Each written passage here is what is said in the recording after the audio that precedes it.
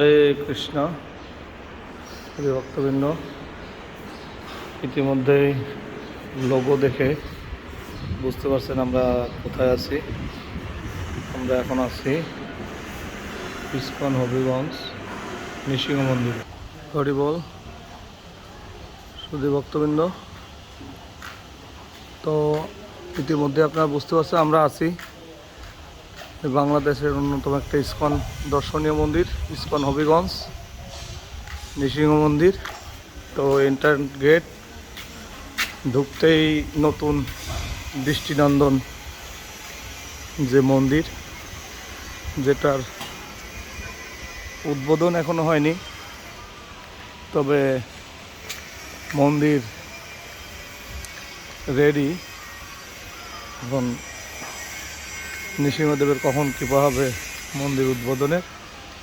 এর সামনেই রয়েছে মন্দিরের গেট থেকে ঢুকেই প্রথমেই রয়েছে এখানে শিবজি মহারাজের মন্দির। দেবাদিদেব মহাদেব, ধামেশ্বর শিব, তিনি হচ্ছেন ধামের কর্তা, এই ধামের রক্ষক। তো এখানে গেটের সামনেই ধামেশ্বর শিব এই ধামের রক্ষা করেন। এর পাশেই আছে আপনাদের তুলসী পরিক্রমা, 108টা তীর্থের জল সহজ এখানে হচ্ছে পরিক্রমার মাধ্যমে 108 তীর্থের ফল পাওয়া যায় এখানে। এই সেই তুলসী পরিক্রমা, এটা গেট থেকে ঢুকেই ঠিক ডান পাশে। এটা বাংলাদেশের অন্যতম একটা দর্শনীয় মন্দির। তো আমাদের এই মন্দিরের আমাদের অধ্যক্ষ প্রভু শ্রীপাদ উদয় গৌর প্রভু, তো প্রভু কিছু বলেন আমাদের এই যে ট্যুরের ব্যাপারে, আর আপনাদের এই মন্দির প্রকল্প অনেক সুন্দর আসলে দর্শনীয় বাংলাদেশের মধ্যে। তো এই মন্দিরের মানে মানে 5 সেন্টেন্সের ভিতরে একটু সামারাইজ মন্দির সম্পর্কে, ভক্তরা দেখবে অনেক সময়, অনেক আপনি একটু যদি বলতেন মন্দিরের মহিমা।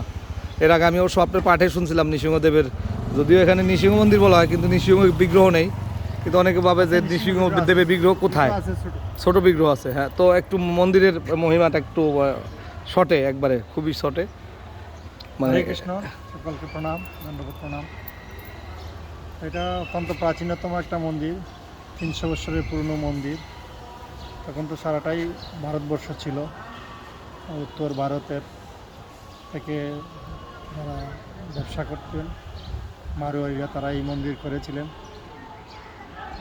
যারা সেবায়িত ছিলেন তারাও এই উত্তর ভারত থেকে রামানুজ সম্প্রদায়ের বৈষ্ণবগণ এসে খেলা করতেন, সেবা পূজা করতেন।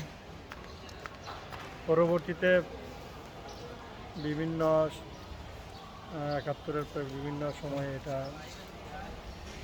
সেবায়িতগণ যখন ইন্ডিয়াতে চলে যান, পরবর্তী কমিটি দ্বারা এই মন্দির পরিচালিত হয়।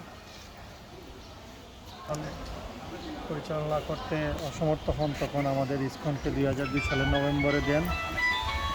তখন আমরা এই 2002 সাল থেকে আমরা এই মন্দির পরিচালনা করে আসছি। ইসকন দায়িত্বভার এখন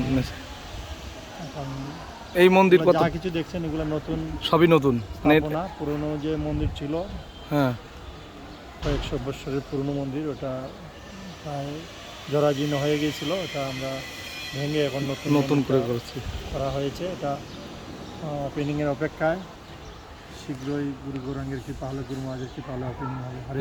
সবাই আসবেন।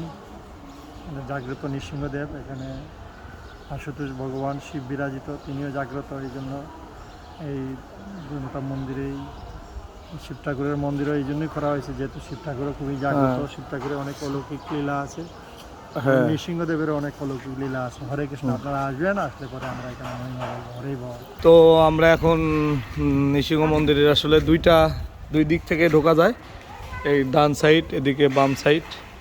তো আমরা বাম সাইড দিয়ে ঢুকি, সিঁড়ি বেয়ে খুব সুন্দর করছে, আপনারা দেখতে পাবেন, অলরেডি ভিডিওতে দেখছেন।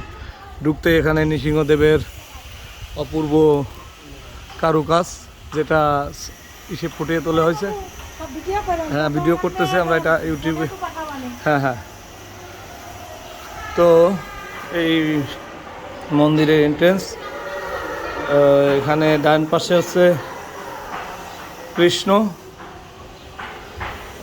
কৃষ্ণজি আর বাম পাশে নৃসিংহদেব। এই এন্ট্রেন্স গেট, গেট থেকে ঢুকেই পুরো মন্দির রেডি, কিন্তু আসলে শুধু উদ্বোধনটা হয়নি, ডেকোরেশন, সুন্দর ডেকোরেশন একবারে। মন্দির শুধু এখন নৃসিংহদেবের কবে অনুমতি হবে আর তখন হচ্ছে মন্দিরটা আসলে চালু হবে। জয় নৃসিংহ, শ্রী নৃসিংহ, জয় জয় শ্রী নৃসিংহ। উগ্রম বীরম মহাবিষ্ণু জ্বলন্তম সর্বত মুখম, নৃসিংহ বিশ্বনম ভদ্র, মৃত্যু নমমি অহম। জয় নৃসিংহ, শ্রী নৃসিংহ, জয় জয় শ্রী নৃসিংহ, জয় জয় সিংহ, জয় পদ্ম, মুখ পদ্ম পিঙ্গ।